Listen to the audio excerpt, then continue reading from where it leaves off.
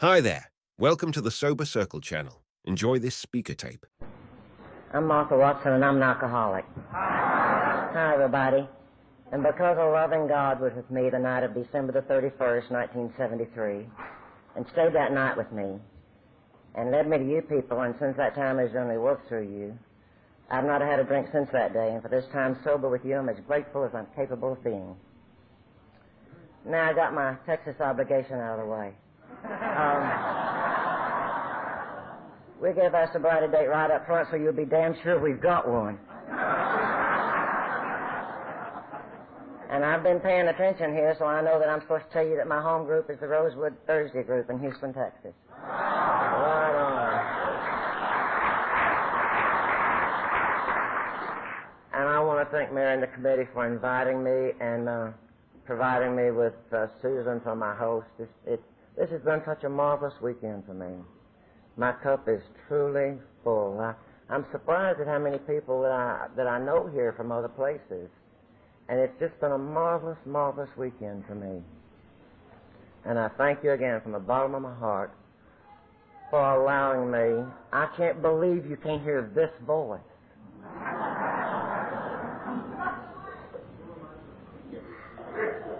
Is this going to be bad? Am I going to have to stand still?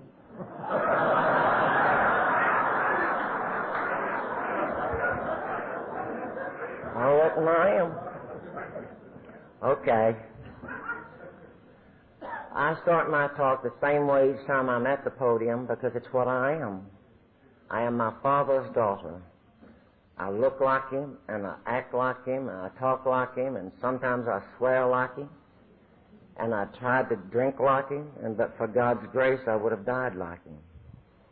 And everything that I was when I came to you almost 18 years ago was as a direct result of patterning my life and my personality after this man. Everything I saw him do, I did.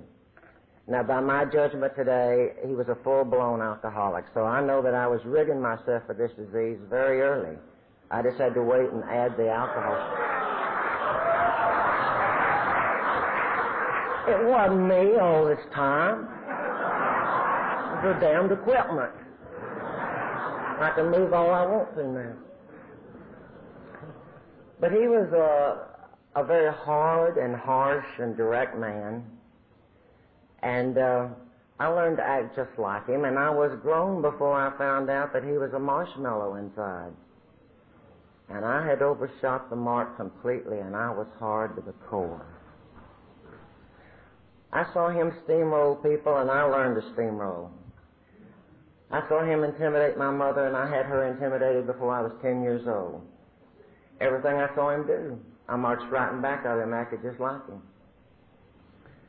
I didn't worry about a lot of people's feelings because I didn't see him worrying about people's feelings. The first line in our book that I could identify with is that one that says that alcoholics are like tornadoes roaring through the lives of others. And I roared through a lot of lives before I got here. And I steamrolled a lot of people before I got here. And I'm not very proud to tell you that. But that's the personality that you had to deal with. Total self-will run riot. Now, I'll tell you a little bit about the way I drank. I'd like to tell you about the style and grace with which I drank. That's what I'd like to tell you. What I'm going to tell you is how I drank. I was a real late bloomer.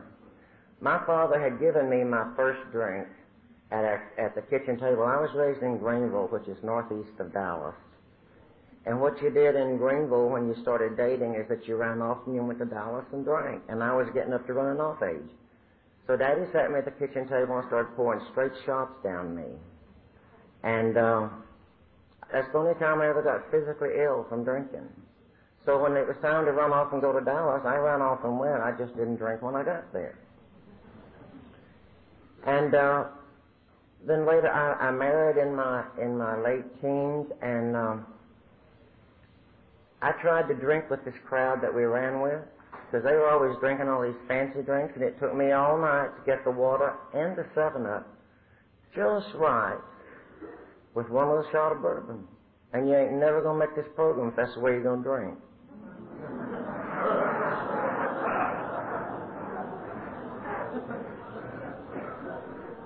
That marriage ended in my late 20s, and we had moved to Houston by that time. And I found my magic elixir, and I doubled up and caught up. And I started running and drinking, and on a daily basis. Now, I know a lot of you got here with your stomachs all messed up or your liver's shot and in pretty bad shape, and I got here healthy as a horse. But my feet were gone.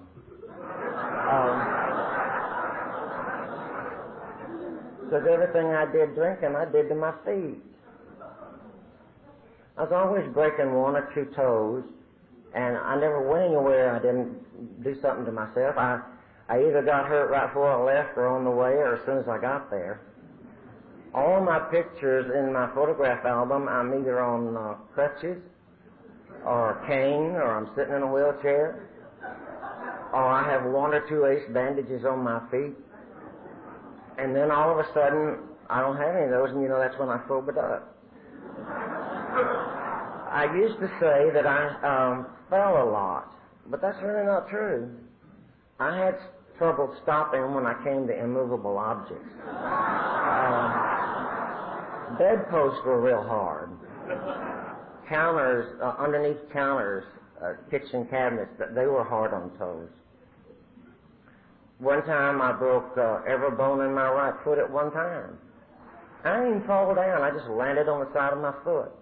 I broke things a lot. I went to Hawaii about a year before I sobered up, and there was a change of planes in Los Angeles and a long, unscheduled layover. So to make up for it, they gave us free liquor into Honolulu. Now, I don't have to tell this bunch, but there wasn't a drop of nothing when we landed. It was all gone. And everybody went to the hotel but me, and I went to the hospital. And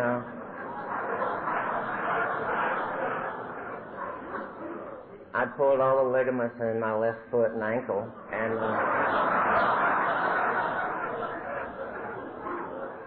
so there I was on my crutches again. 3 months before I came to you, my mother and father divorced when I was in high school, and I know that some of the hostility that I felt for that lady most of my adult life was because she took me away from my father. And I spent most of my weekends during my high school years of going back to Greenville on the train to be with Daddy. And to give you a little bit more insight into the personality of Martha again, the only argument he and I ever had was whether or not I was going to go to college, and I won because I'd taken all my business training in high school, and I wanted to hurry up and get out there and get a job and show Daddy what I could do. And that's what I did. And that's what I did always, is I always had wonderful jobs, and the important thing was that I could tell Daddy about them and how much money I was making. Not what it would do for me, but what telling Daddy would do for me. But anyway, my parents had divorced, and my father had remarried, and I had a half-brother. And he was in the Navy, and he was stationed in England, and Daddy said, well, if you're ever going over there, you ought to go while your brother's there. So if that's what Daddy said, you know, that's what I did. And I broke 2 toes the night before I left. So there I was, all over England in my house slippers. There's a couple of real good things about this, though, but there's a couple of real bad things about it, too. Feet never do come back. They never do come back. I've had surgery on my feet 22 times in sobriety. And the good part is that you don't have to worry about what shoes to take if you're always in house slippers. I still don't have to worry too much about what shoes I'm packing. And I'm probably the only lady in the room that has another pair of shoes in her purse as I speak. And I may come out of these that I'm in before I'm through. But at any rate, I padded all over England, and he took me to the airport, and he went on to the office, and you know how we are. I said, well, I'm already over here. So instead of going home, I went to Amsterdam and Paris. And the family thought I was with him, and he thought I'd gone home. And you know, I was just doing what I had to do. When I didn't get in any trouble in Amsterdam, and when I'm out on a trip of any kind, no matter what condition my feet are in, I'm a hell of a good tourist. And I just keep on keeping on. And so I got to Paris on Friday night, and Saturday morning I got up and I went on a tour, and just went all over Paris in these old crippled feet. I mean, I didn't even slow down. I went on 3 tours that day. I know how to do this stuff. I mean, pain is just not bad. Now that I've said that, let me tell you, 3 months ago in my living room, for the first time in sobriety, I broke a toe. And I sat there and saw stars, and then I started laughing. That's the first I knew it hurt that damn bad. And it really hurts. I had no idea it was that painful. Absolutely no idea. But every now and then I would hurt something besides my feet. I took a Christmas party home with me one time, and we were all dancing in my living room, and I'm the only one that got tangled up in the telephone cord. The only one. And I fell over backwards, and I hit my ear on a television set as I went down. And I had nearly ripped that ear off. But it was a good party, so I just held that sucker up there.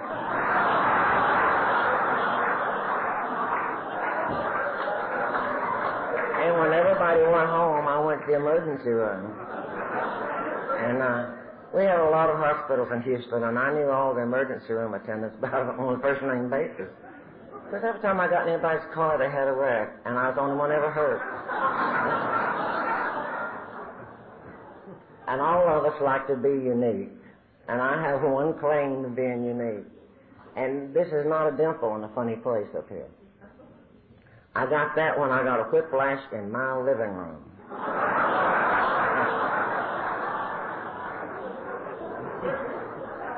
Well, I don't know a whole lot about that story, except that if you're falling hard enough and fast enough when your head hits the coffee table, you can do it at home. You don't have to mess up your car or anything. You can just do it right in the living room. And the only thing I learned about that was that coffee tables were dangerous, and I haven't had one in my house since.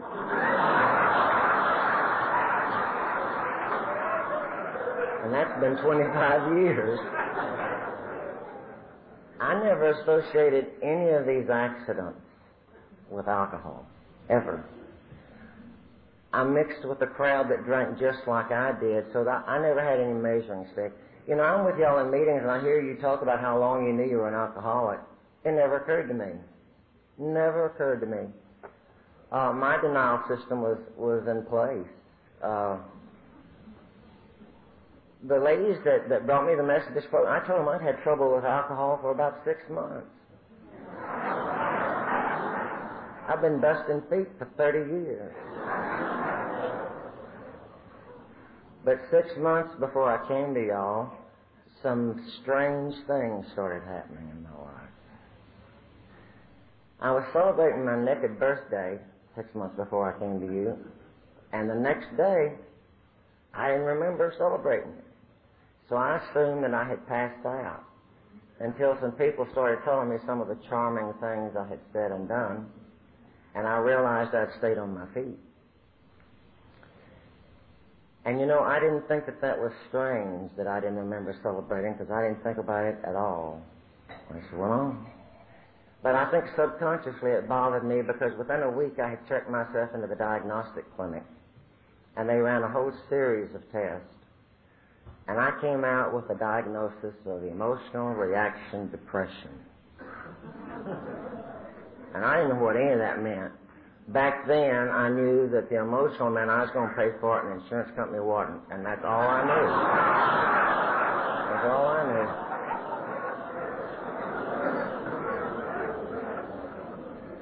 And I came out taking Elavil and Valium. And I took them with my scotch. The doctor had not bothered to tell me not to drink with this medication, and for a very good reason. I hadn't bothered to tell him I drank. At one of our state conventions at home, I heard a lady say something that I could identify with. She said, when alcoholics are sick, that they really ought to go to veterinarians because they're accustomed to guessing what's wrong with their patients.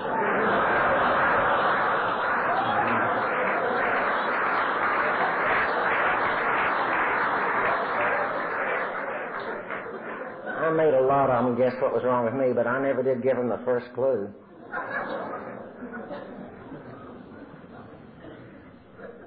I was on this Elavil and Valium when I was in England and then in Paris. It made me real thirsty. And when I took this tour in Paris, it ended right at a sidewalk cafe, and since I didn't speak French, and they don't have water fountains, I'd gotten somebody at the hotel to write down ice water for me on a piece of paper. And so I went into this sidewalk cafe, and I handed them my piece of paper and ordered some wine, and took care of all that. And then I decided that on these old crippled feet I would walk Paris. And I started up the Champs-Élysées in my house slippers, and I had to stop at a lot of sidewalk cafes about this thirst I had. And I didn't get too far up there till I realized I was not going to make it. My feet were giving out, and I got a cab, and I went back to the hotel. And I mixed a drink, and I started writing some postcards. And the next time I saw me, it was Sunday. And I didn't remember what I'd done Saturday night. And I didn't think that was very strange not to remember Saturday night in Paris, because I didn't think about it at all. I just got up and went on the next tour. The now was in place. And I was not to know what I did on Saturday night in Paris until I got my pictures developed.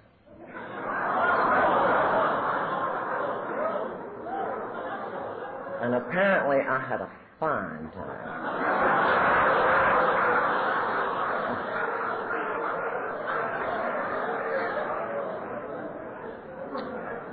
It was just 3 weeks after I made that trip that my father died. And it was a very traumatic time for me.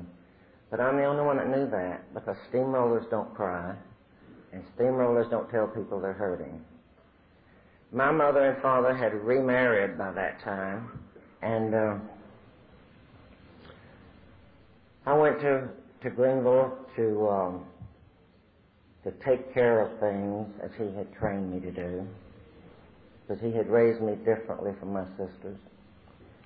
And y'all know the truth of that. I went up there to run the show as I taught myself to do. And I roared around drunk in North Texas for 2 or 3 days. And I don't ever like remembering this part of my story, and I never like sharing it, I can promise you that. But the night before the funeral service, we were in that home, and the minister from the Little Baptist Church was there, and he asked me if I wouldn't mind putting my drink aside. He'd like to pray with the family. And all my drunken arrogance, I said, you do what you got to do, and I'll do what I got to do. And I just kept right on drinking. And I really don't like remembering that, Martha. I really don't. I went on back to Houston after the service, and as I told you, I didn't have real warm feelings for my mother, but I knew that I had fallen heir after taking care of her, because Daddy had, and if he had, then it followed I had to. And let me tell you, I took a lot better care of her than she ever planned on. A whole lot better care than she had ever planned on. Thanksgiving came up, and I hadn't been home for Thanksgiving in years, but, Daddy wasn't there, so that meant hell I had to go. And I got up that morning and got ready to drive to Greenville, and I didn't feel good. And I did what I did lots of mornings when I didn't feel good. I checked the scotch bottle, and there wasn't about that much gone, so I knew it was not alcohol was not my problem. But I'd been sober a while before I found out that one drink was throwing me into a blackout, and I was running all over Houston. But at any rate, I drove to Greenville and spent 4 days making Mother miserable, and I turned around and came back to Houston. When I got to the office on that Monday morning, there was a whole list of people for me to call. And I didn't know any of these people. And I started returning the calls. And they were all people I'd met while I was out Wednesday night, and I didn't know I'd been anyplace. And I didn't even think that was strange, because I just didn't think about it. Just went right on. A week or so after that, I got ready to go to the grocery store one Saturday, and I went outside and could not find my car. It wasn't in my parking place. And I looked all over for it, and I finally called the police in the afternoon and reported the car stolen. And it may have been. Some evidence did turn up after sobriety that it's entirely possible that I loaned it to somebody, or left it somewhere, or gave it away.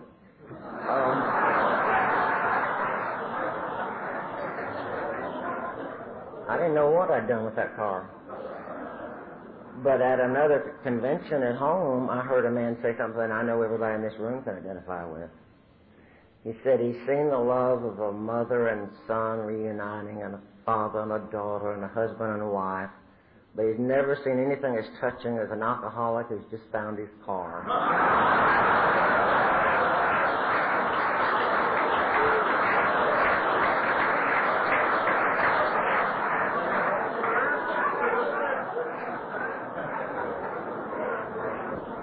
Well, I didn't find mine.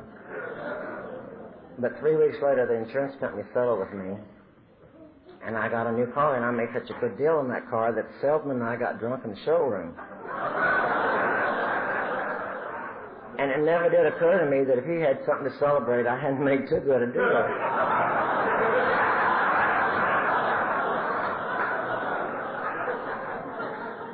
But they asked us to leave. They don't care if you just bought a car there or not. If you're drunk in the showroom, they will ask you to leave. The following Monday was New Year's Eve, and I went to work as I always did. I never missed a day's work, ever, from drinking. I shared my hangovers with the world. I was not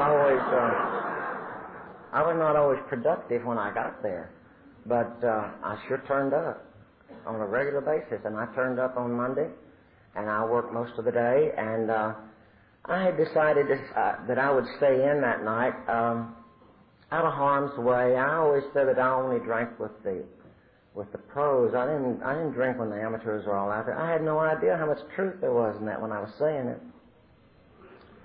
So I worked, and it was the coldest day we had in Houston that year, and I went home, and I got into a warm robe and some fuzzy house whippers.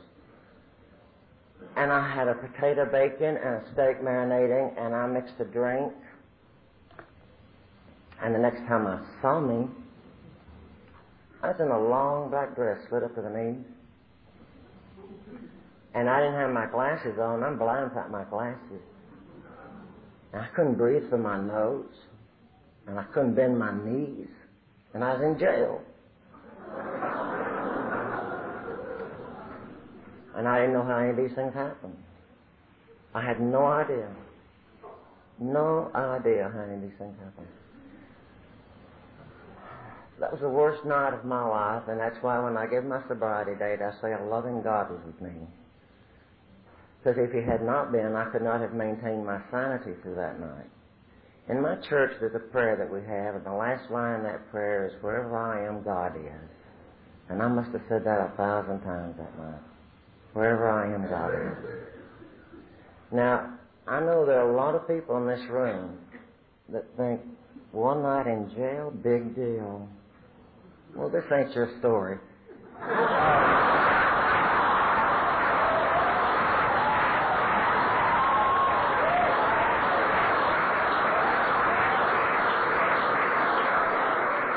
And in this story, it's a damn big deal. Real big. Real big. I've never known such shame and degradation in my life. Now, let me assure you, I had done much more shameful and degrading things than going to jail. But I'd done them by choice. And this had not been my choice. I was absolutely petrified with fear and shame. That is not a good place to come out of a blackout. It certainly is not a good place. They let me make a telephone call about midnight, and I called a nephew. I'd gotten him out of jail a time or two, so I thought turnabout was fair play. And he came down and made bail for me, but the accident division had a hold on me, and they kept me till 5 the next morning. And then they let me go. And he took me home, and I called a nephew that's a lawyer to see if he could find out why I'd been in jail. I think it's strange they don't tell you. But he said he couldn't that day, January 1st, because everything was closed, but he would the next day and would call me. And I didn't drink that day. Now, I don't want to sound like Pollyanna, but I have never, ever had a bad day in sobriety. Now, I've had some I wasn't too keen about, and I've had some I wasn't too thrilled about. But anytime I think I'm having a bad day, I lay it up beside that sucker, and they all look good. Every day in sobriety has looked good beside that first day that I didn't drink. The next morning, my nephew called me to tell me that I had, in my brand new car, rear-ended another brand new car just about 3 blocks from my house. And that I'd been in jail by 8 o'clock. When I found out that I had not physically hurt anybody, and I have no idea why that was important for me to find out before I could take any action, I called their intergroup office. And I don't know how I knew to do that either, except by God's grace. Because all I knew about Alcoholics Anonymous, well, I didn't know anything about Alcoholics Anonymous. I had had a blind date with a fellow in AA one time. And that was a strange experience. He just sat and watched me drink. Well, that sure as hell wasn't my style, and we didn't do that twice. So all I knew about y'all is that you're a little stuffy about drinking. But I wouldn't have cared if you'd have been a room full of barracudas that was going to beat the hell out of jail. And my God was with me that day, too, because he sent exactly the right 2 women to bring me the message of our program. Because if he'd have sent some of you, I couldn't have heard you. And if he'd sent others, I'd have rolled right over you. But he sent exactly the right 2 women to bring me the message of this program. And they told me that this was the disease, and I didn't know that. And they told me it was like an elevator, and I could get off on any floor. And when they said elevator, I told them about the steel mesh elevator in jail. And they told me I never had to go to jail again. And they got my attention right then. Right then. Now, they tell me that I was the easiest 12-step call they ever made. Because I lived upstairs and because I couldn't bend my knees, we decided that the 3 of us couldn't get me down the stairs. And that they would come back, this was Wednesday, they would come back by Friday night and take me to a step meeting that they went to. And I called them every couple of hours for 2 days, reminding them not to forget me on Friday night. And by Friday afternoon, I'd stepped it up to about every 30 minutes. Because I didn't want to go to jail again. And if it meant getting to this damn meeting, I didn't want to be left at home. I wanted them to come get me. And I misunderstood everything I heard when I got here, and I cannot begin to tell you how grateful I am I did. Because if I'd understood it, I'd have gotten drunk. When they told me that I had to go to 90 meetings in 90 days, I didn't know I could say, get real. I thought I had to go.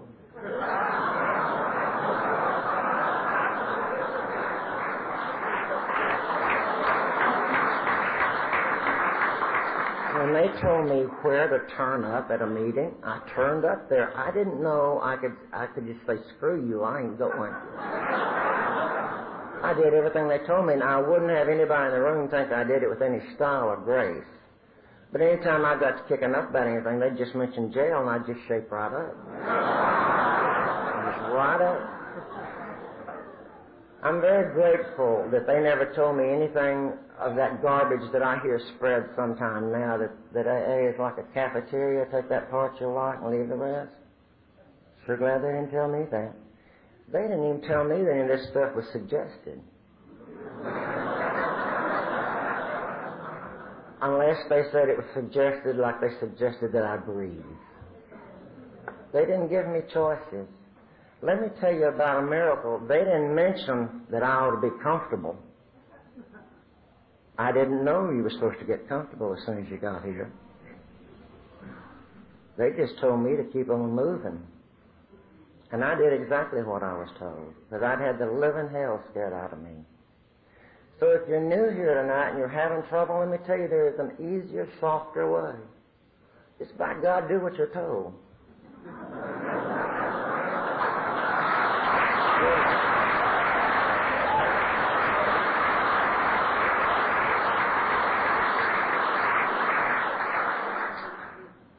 When these ladies came to see me that day, they left some literature there for me. And I cannot begin to tell you how grateful I felt when I read our 12 steps. I don't know about anybody else in this room, but to this alcoholic, don't meant do it or die. I had set unattainable goals all of my life and attained every damn one of them. I had ended up in a totally male-oriented field. And it was really important for this alcoholic to stand toe-to-toe in the firing line and beat men at their own game, and I beat a hell of a lot of them, and ethics were never my long suit. I had spent a lifetime with the attitude of I'd rather be right than happy. And that's a tough one to live with. Or at least it was for me.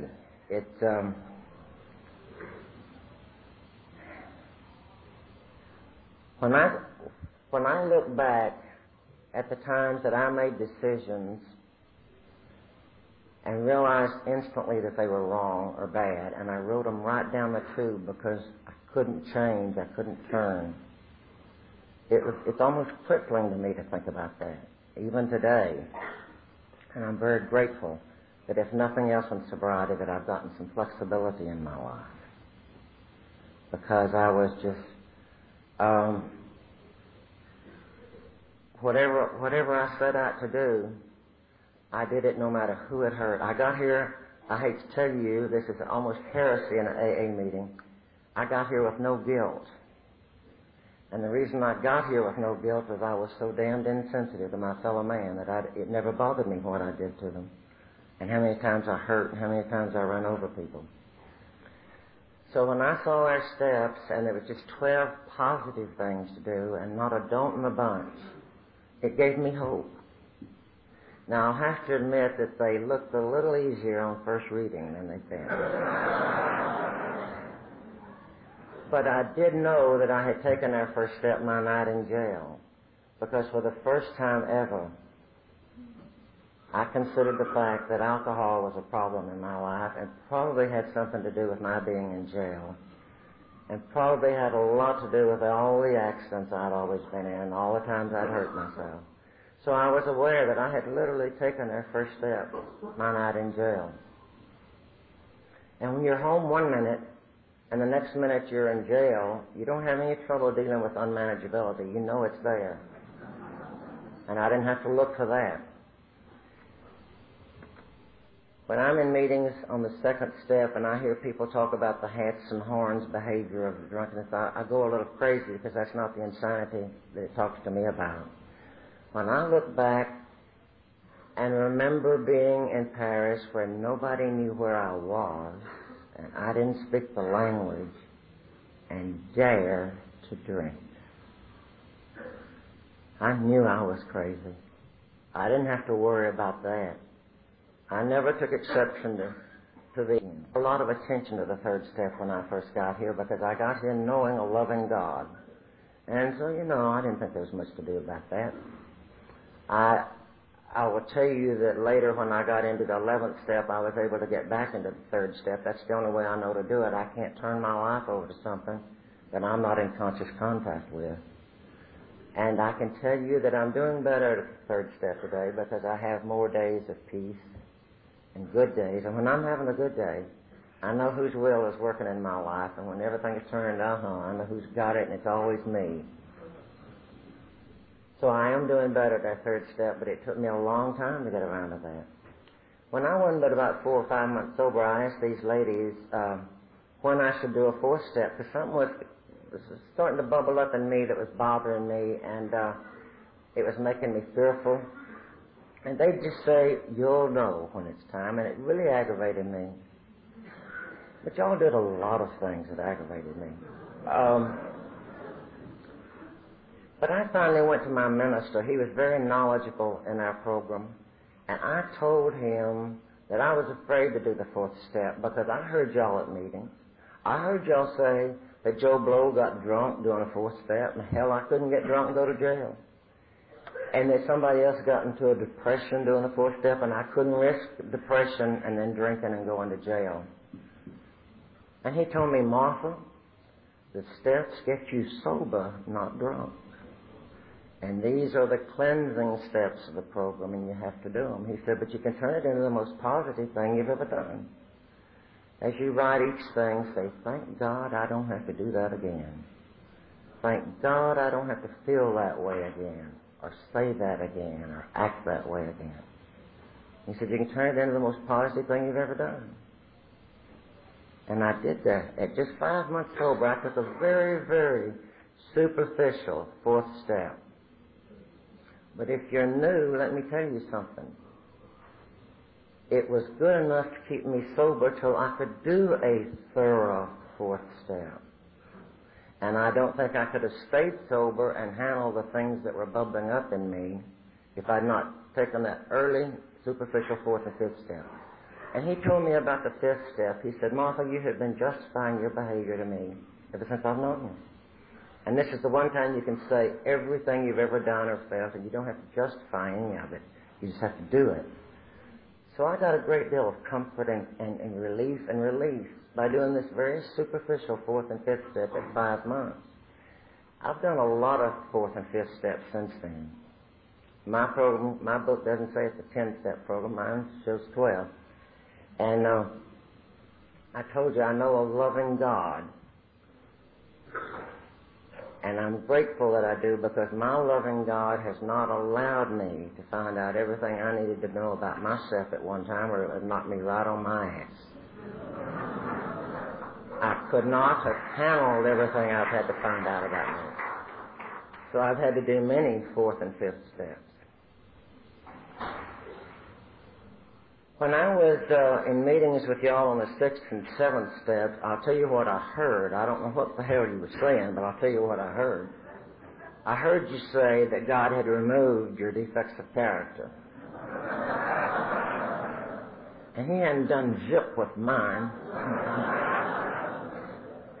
And then I know what I was expecting. I was expecting to go to bed just mean as hell and wake up Pollyanna.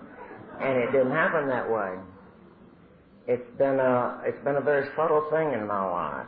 I know that I'm very grateful that God knows which prayers to sift out, because when I started learning some feelings, all I knew when I got here was anger. But when I started learning some feelings, I started praying them away because I didn't know what they were.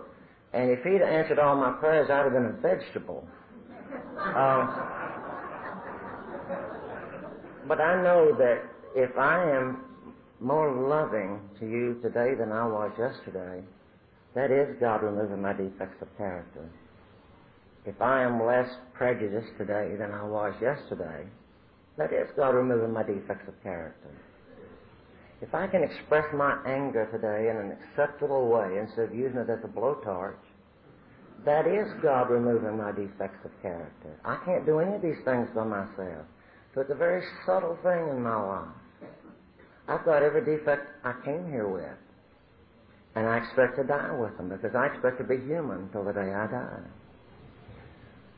But God gives me the strength most times to act in a proper and acceptable way. And that is by tempering my defects of character. On any given day, I forget it all and act just as bad as I did when I got here. But most days, I don't have to do that.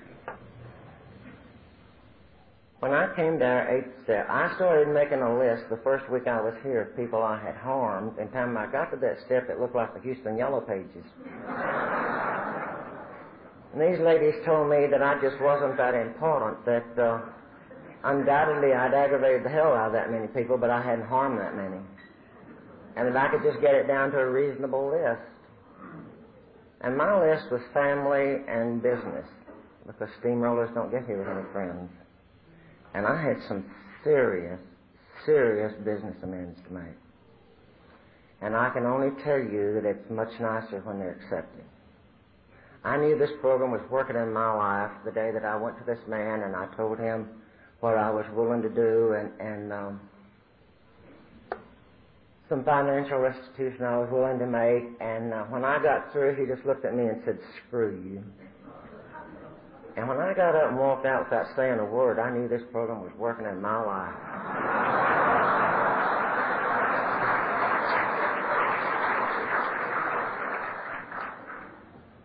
I had made amends to my mother, but I didn't feel any better for having done it. I've gotten to make all mine twice. I think that's marvelous.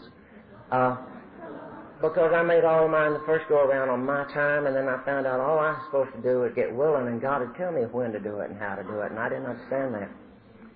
So I had made amends to Mother and felt no better for having done it. And then out of the blue one year, I decided to go home for Mother's Day. I hadn't done that in about 25 years. And I know today that it was God's grace that got me willing to go home for Mother's Day. And just in time. I cleared away the wreckage of the past with that lady that weekend. Truly cleared away the wreckage of the past.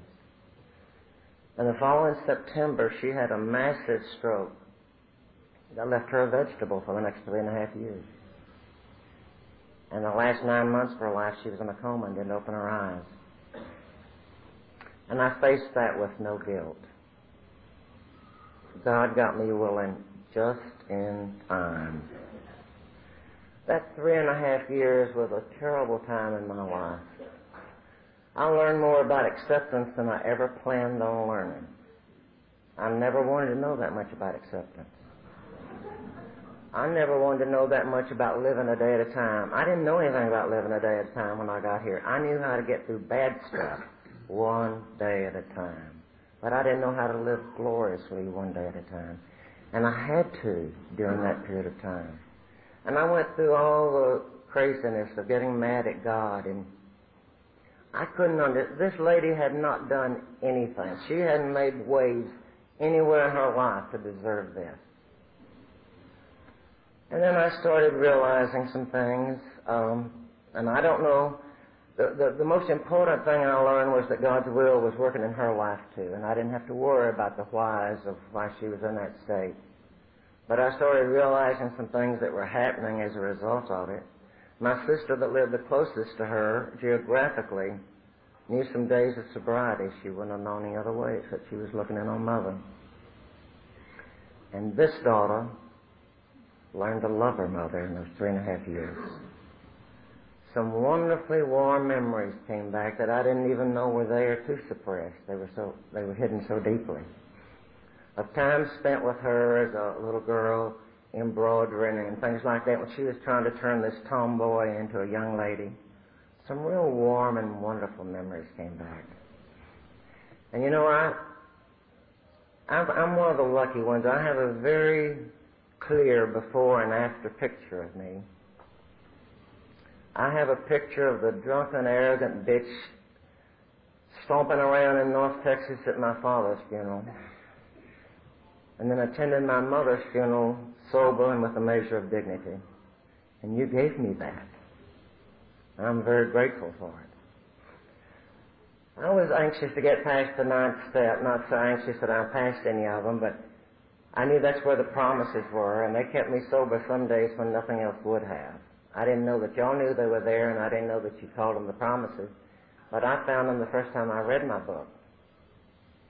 And many days when I'd want to drink, I would think, if you just hang on one more day, maybe some of these things will happen. And I can tell you that today, depending on my spiritual condition, all of these promises have manifested themselves in my life, always depending on my spiritual condition. It was real hard for me to consider our 10th step because it's tough to talk about wrong when you've never been wrong. And I went around telling everybody that I was sorry for stuff. I wasn't sorry for a thing. But I went around saying I was sorry. And after I got the hang of doing that, these ladies told me, that's not what the step says anyhow. It says promptly admit it when you're wrong. And there again, it's an easier, softer way for me. You know, if I do something and I have to tell you I'm sorry, I got to tell you why I did it and all that kind of stuff. If I just say I'm wrong, that's all I've got to say. It's really an easier, softer way of cleaning up my act. The 10th step is the only one I'm sure I do on a daily basis today. And it's very important to me that I do a daily inventory. And I'm extremely careful to look at the things that I've done right on any given day. Because that's how I measure my growth, is seeing some of the things I do right on a given day. When I got to the 11th step, I talked to my minister and I said, you know, I can't believe this. I was in church every Sunday, drunk or sober. And here I am in sobriety, and I never get to church anymore. I'm always doing something else. And he said, did it ever occur to you that God knows what you're doing? No. That had never occurred to me. And I don't get to church very much anymore, and I've never stood closer to God in my life than I stand today. I had some difficulties in our 11th step because I've always believed that God answers prayer. Long before I got here, I believed that.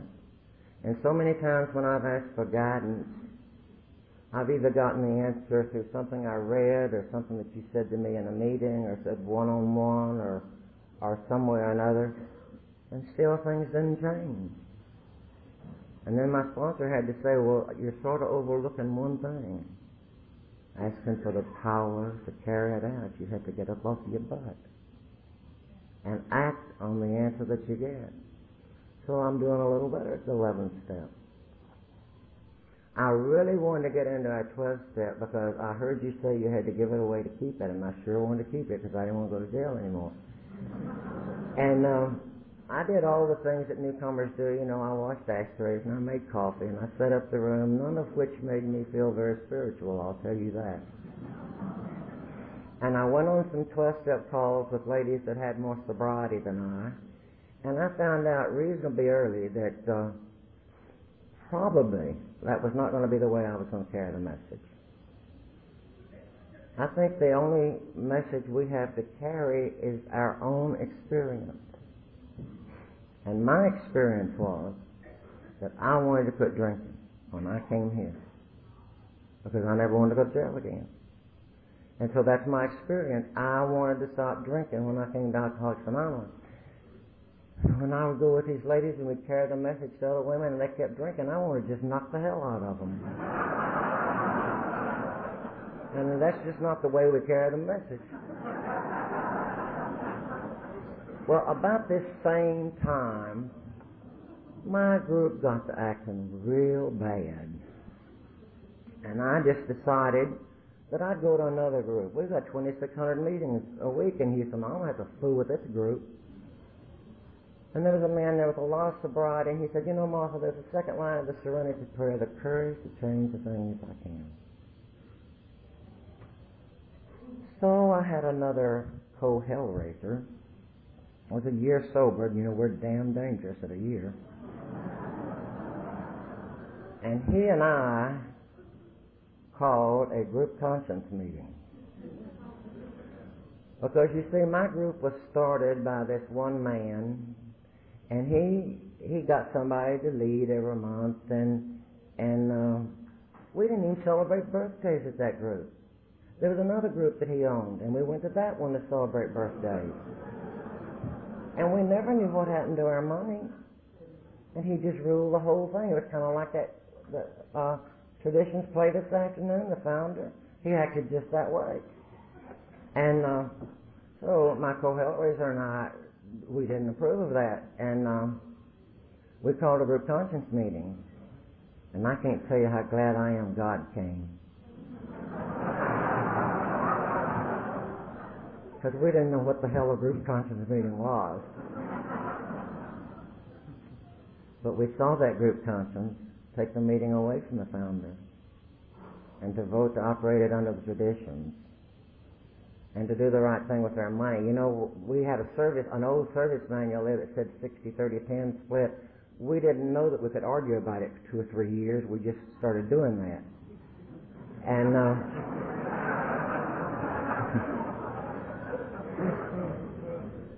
and I learned a very valuable lesson that when you raise hell, get ready to work. My co-Hellraiser was elected that group's first secretary. And I was elected their first general service representative. And that's my miracle. That group conscience meeting changed the course of my life. Don't ever risk missing a group conscience meeting at your group or a business meeting because you may miss your miracle. It literally changed my life. At that time, in the Southeast Texas area, our assembly met on a monthly basis, and I was following directions. I told y'all I did that good. And so I turned up at 2 o'clock, second Sunday of every month, just like I was supposed to.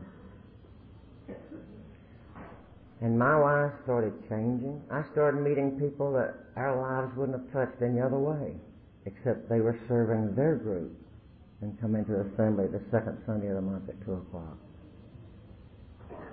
The dearest friends I have in my life today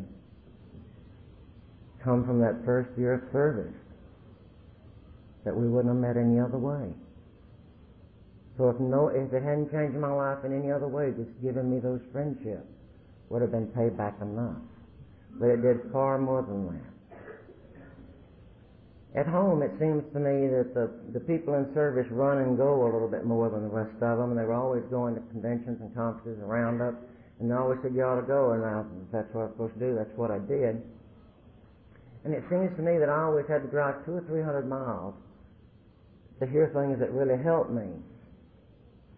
I had to go all the way to Dallas to hear an Al-Anon talk about the slogans. I cannot tell you how I didn't like the slogans. And she said that they were like the railings to the steps. When you can't get your foot on the step, hold on to the railings.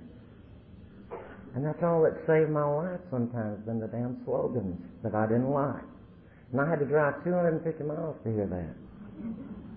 And I had to go 200 miles to San Antonio to hear a lady talk about serenity. Well, I never used that word in the same sentence with my name. And she said, serenity is not the absence of conflict in your life. It's the ability to cope with conflict in your life. I can do that sometimes. And I had to drive a couple of 100 miles to hear a man at another state convention give me a definition of humility that I could live with. And he said, humility is not thinking less of yourself, it's thinking of yourself less often. Sometimes I can do that.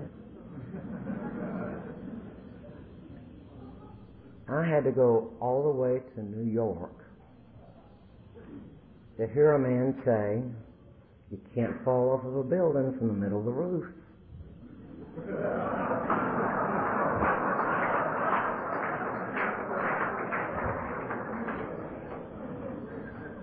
And by God, you can't fall out of AA if you're in the middle of it either, but you sure as hell can if you stay on the edge. You sure can fall out of it from the edge.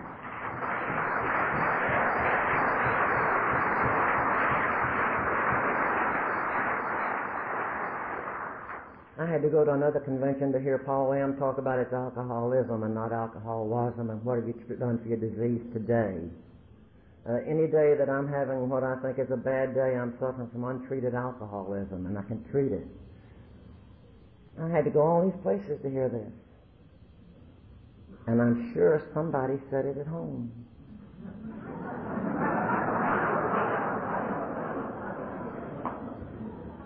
But I know why I had to go all those miles. When I hear a stranger at the podium, I can cut out all personality and I can hear principle. I know you'll find this hard to believe, but I have been known to take inventory as people speak.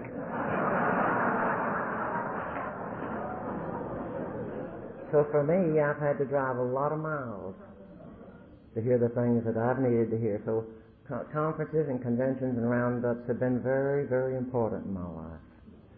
Because I was going to these monthly sharing sessions, there was a group of women there that kept asking me on a real regular basis if I would like to get fingerprinted and go into the women's state prison, and I said, hell no.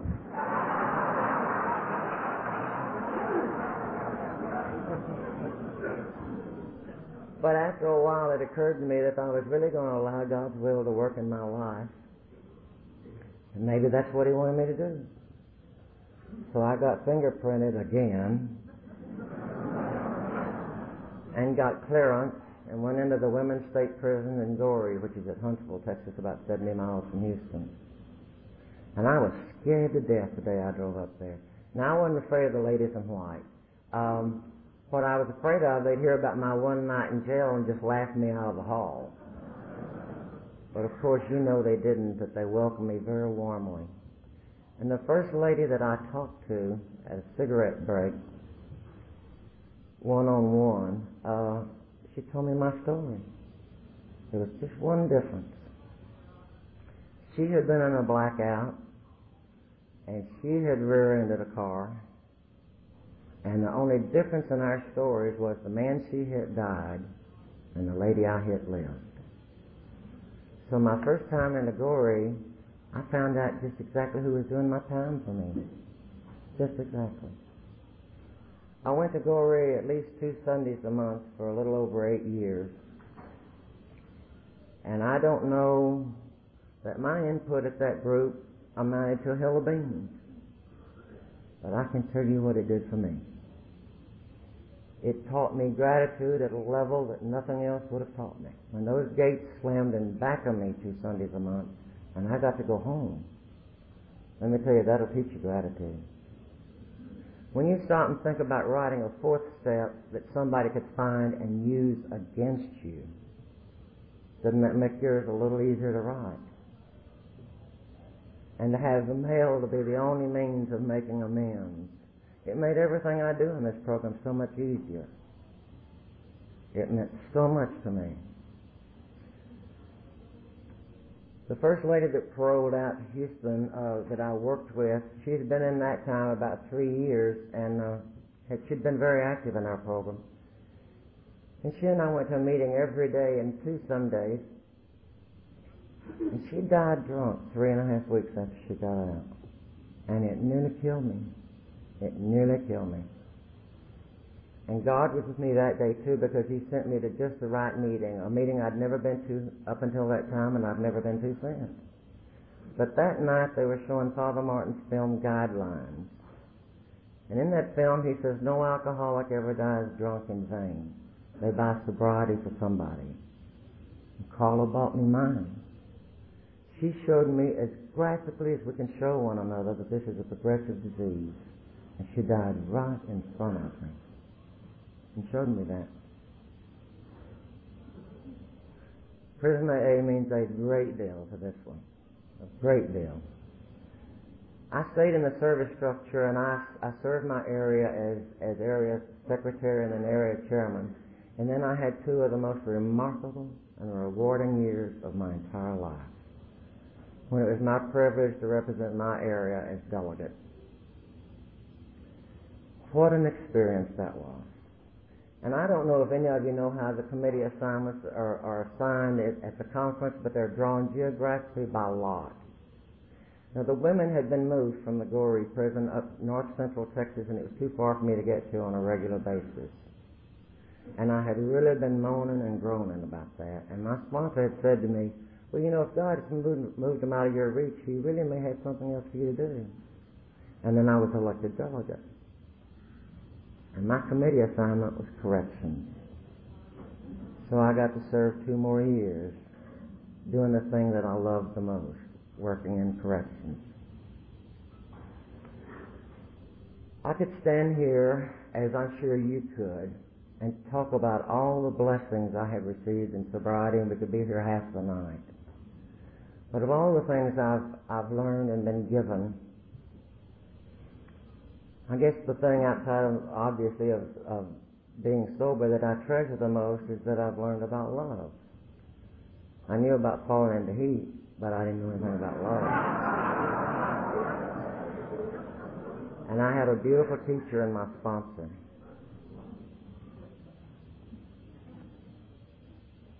She literally walked me into sobriety.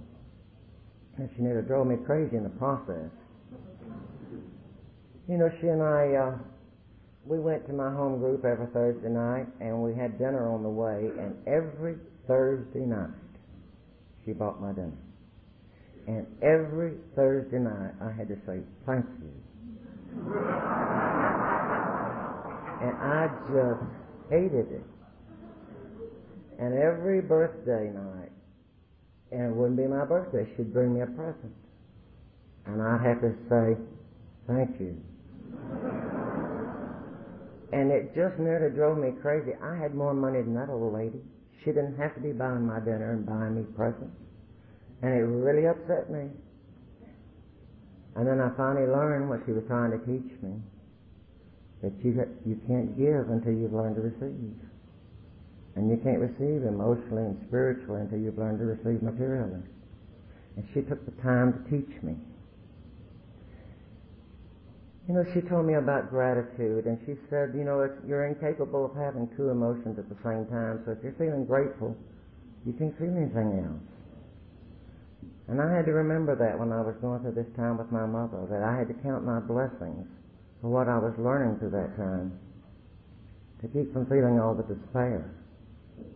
I had to finally learn to be very grateful that my father died before I got here. Because he finally did stop drinking just 2 years before he died, and that's all he did was he just stopped drinking. And had he been alive when my alcoholism became too much for me to bear, I'd have done it just like he did. I'd have just quit drinking. And I would never have found you. So I learned to be grateful for these things. And I heard a whole lot more than I ever wanted to hear. Martha, you can't be grateful when you're hateful. I'd call her up just ranting and turning the air blue. And when I'd finally take a breath, she'd say, honey, I don't believe I hear an attitude of gratitude.